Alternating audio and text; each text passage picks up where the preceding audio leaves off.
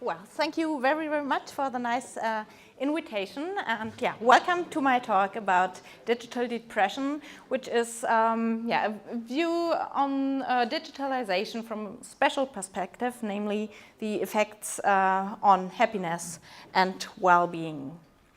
I guess that for all of us, smartphones and social media have become daily companions, which opens up a lot of new opportunities, but it also changes a lot. So a romantic evening with a partner may look like this. And these developments is what we captured in our book, Digital Depression. So this is the background of my talk today. All these little digital tools, they help us a lot, but with the term digital depression, we want to refer to the negative side effects of technology. So if you see this typical smartphone posture, which is a consequence that this tool is very tiny, practical, small, you can carry it and even type while walking. But of course there are some side effects on the physiological level, like neck pain, backache, even shallow breathing. And then there are also effects on the more psychological level, changing our feeling, thinking, how we judge what we do and how we judge each other.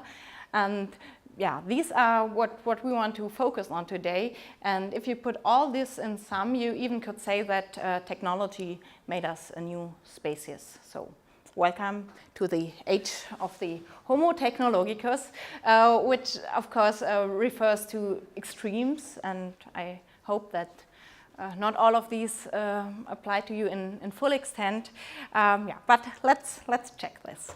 So the first level is the level of thinking and perception, and there are new disorders in the age of the Homo technologicus, like phantom vibrations, which means you feel your phone is ringing or vibrating, though it is not, exceptionally.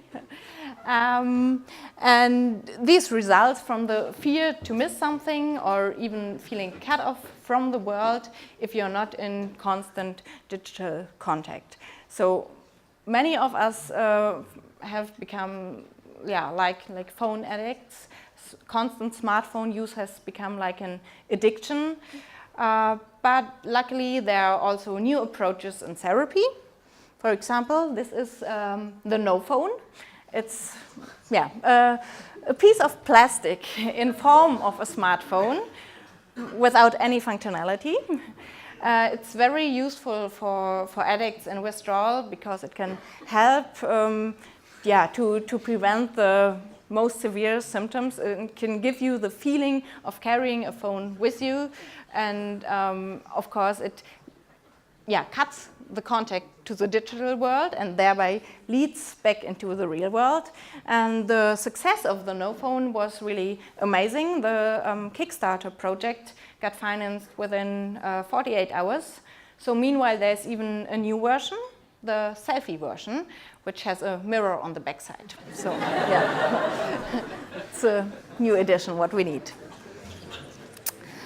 Also, of course, on the level of communication and social interaction, the technology around us has severe consequences. I think that all of you may know the answering reflex, which means if there's a phone call, you answer it. If a message comes in, you read it and answer it, no matter what situation you are in.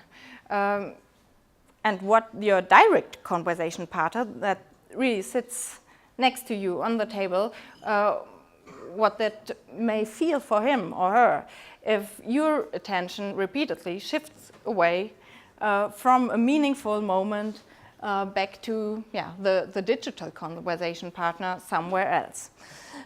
So it really seems like a natural law. Digital communication comes first.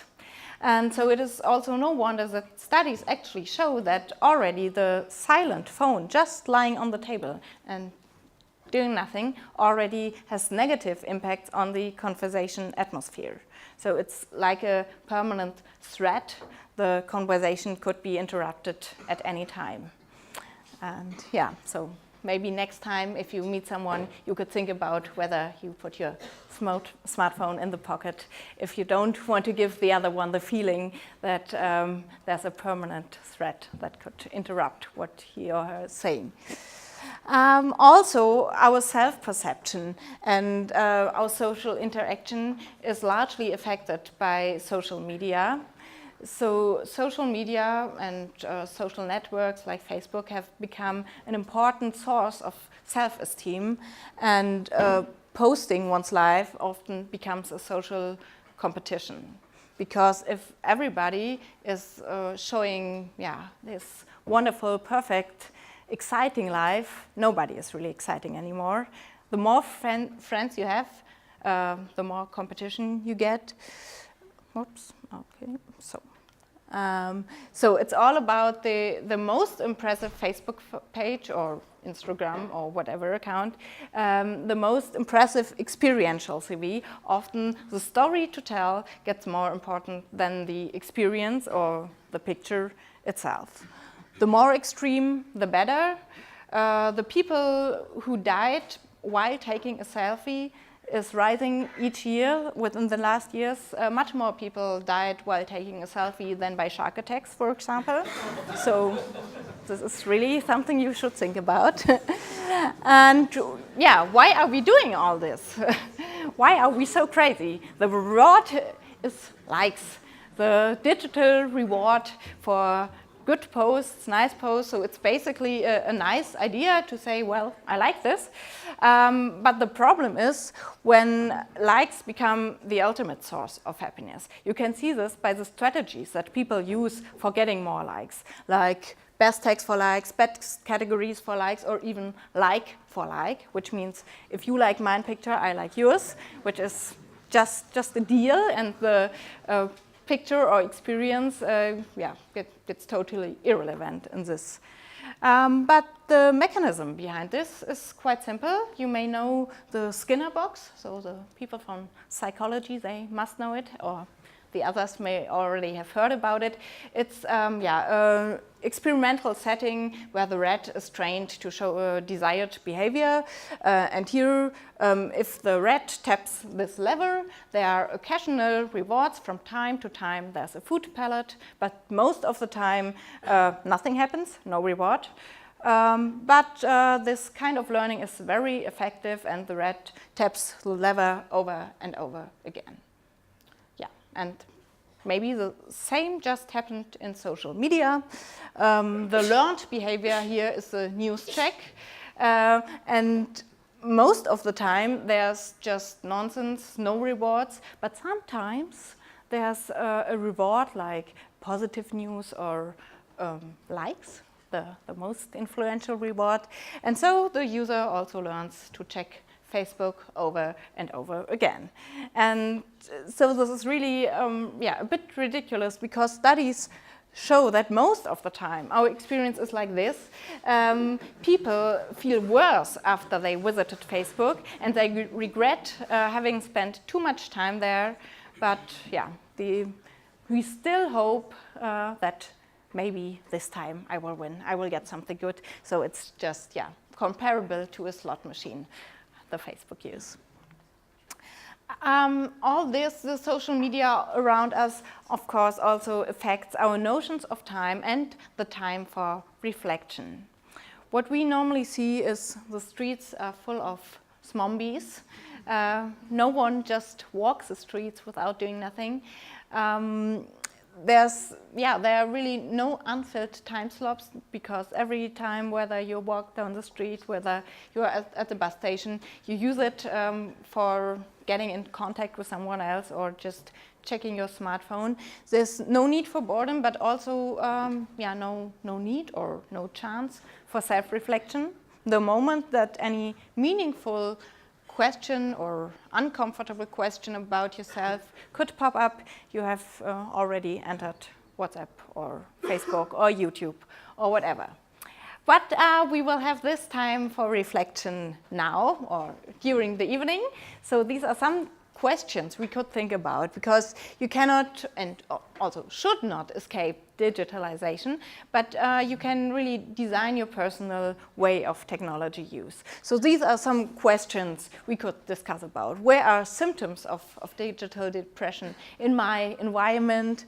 To what extent have I become homo technologicus, or how could I also take more responsibility for my own and others' well-being by consciously thinking about the way I want to use technology, or also start discussions about this with others. So thank you very much so far, and I'm really looking forward to the discussion with you now. Thank you very much.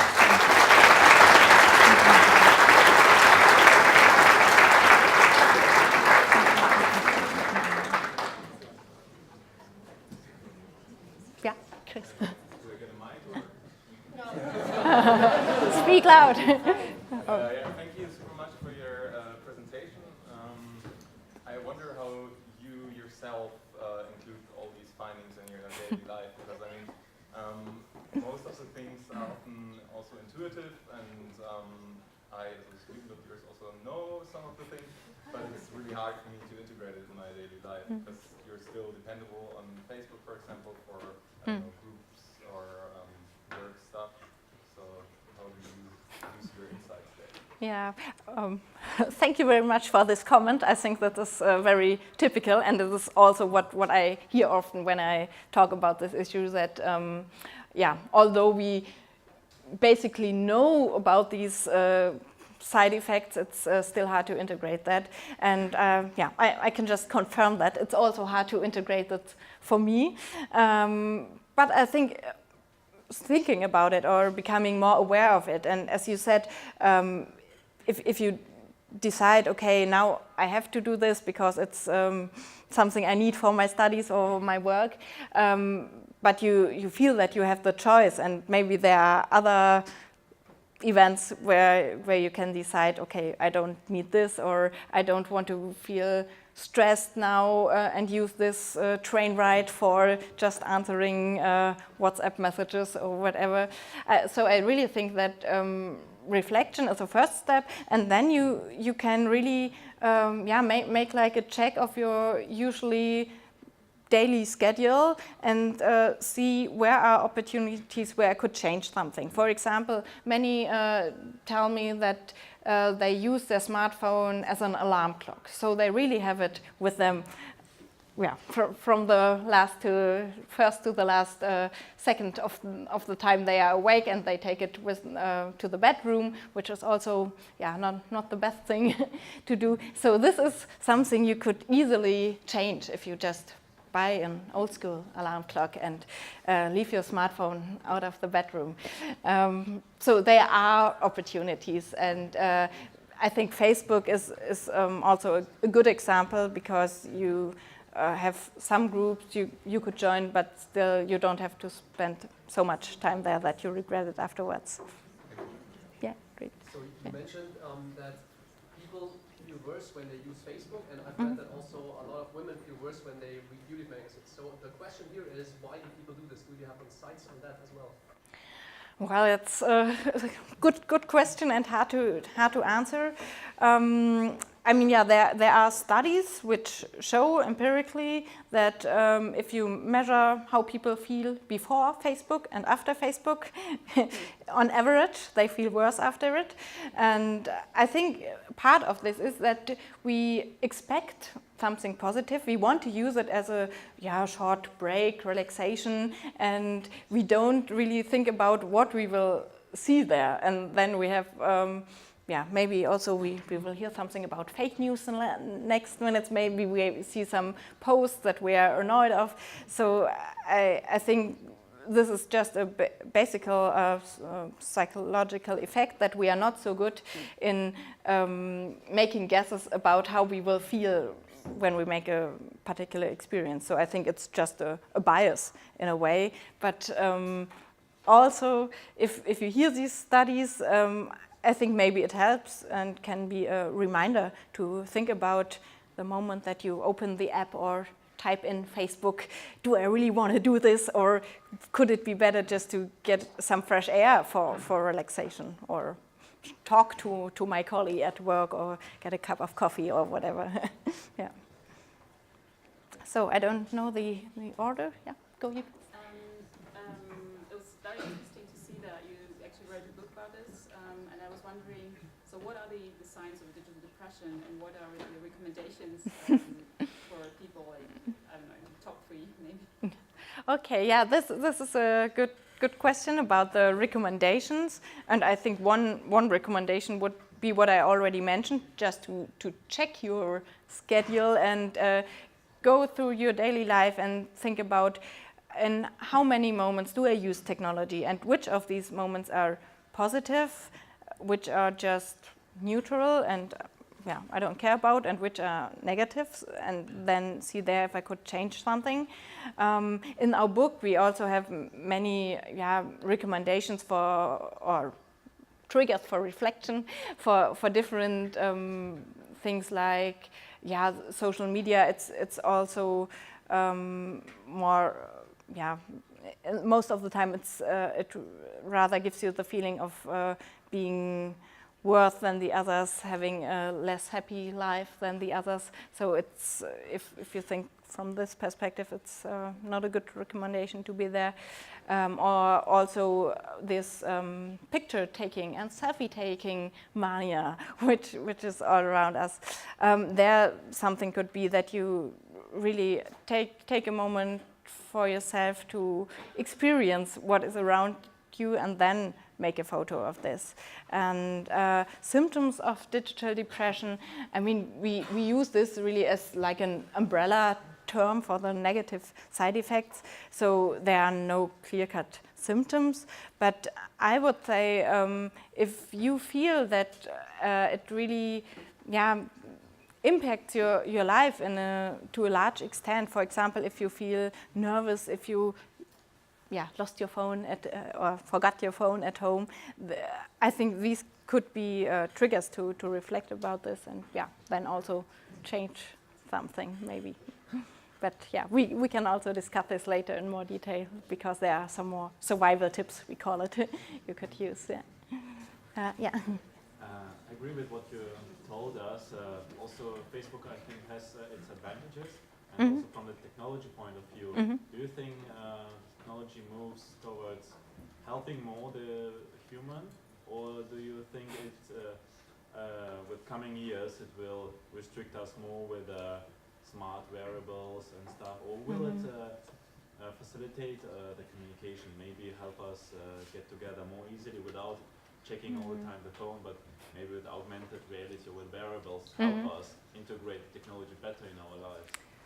Well, I think, I mean, that's a very good question, but all in all, I think the opportunities are still there, and I think it can help us, but also the challenges to decide how we have to use it, that it really brings good into our life, they are getting higher and higher, because every day you have new opportunities, and often a basic misunderstanding, I would say, is that people have this idea that products are designed in a way that is good for people.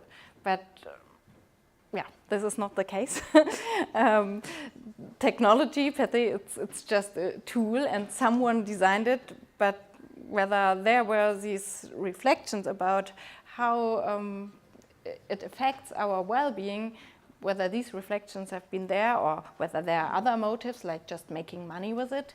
And of course Facebook wants that users spend a lot of time there, because the real clients of Facebook are the ones who do advertisement there. So this is a different question, I think. So I think this thinking about the effects and the critical reflection about it is very important, and will become more and more important as technology advances. Maybe one more question? Yeah. I was wondering, what is your opinion on young children using technology? So do you think it's an advantage that children grow up with using tablets, or rather a disadvantage? Yeah, that's also a question that is often discussed, very controversial. I think that there's nothing wrong basically about if children use tablets. I mean, it's just a new tool, but of course the risk that children do, just use technology all around the clock. It's there because it's also for parents very practical, just to give them the smartphone, and they don't have to play with the children. The children can play with the technology. So I think, again, just like for people in all ages, it's really about the right doses and reflection. And what I think we should not forget is that just because people or children are grown up with the technology, it's not that they are just used to it and won't have any problems with it. Also for them, it's still a challenge to find the right balance. There are also studies among children, school children, who really that really show that it's a big problem for them if they, for example, are in WhatsApp and they get these messages all the time and they feel an urge to answer it, because if they don't, they will be cut off from their peers. But at the same time, they have to do their homework. So this is really a challenge, and I think it's very important to find good norms of technology use, especially in these age groups. Okay, I don't know. Still one? Okay, then. Could you share any specific findings and recommendation as it relates to sleep? You know, blue light impact, and of course other from all digital devices. I don't know so much about it, but I read about it, what you already said. Of course, for sleeping, it's better if you don't have too much blue light before it. So this is also one aspect why you shouldn't use the smartphone so much before sleeping. Me personally, for example, I have a wake-up light, so a light alarm clock, which gives a gentle start in the day. So this is my personal recommendation. Thank you very much. Thank you.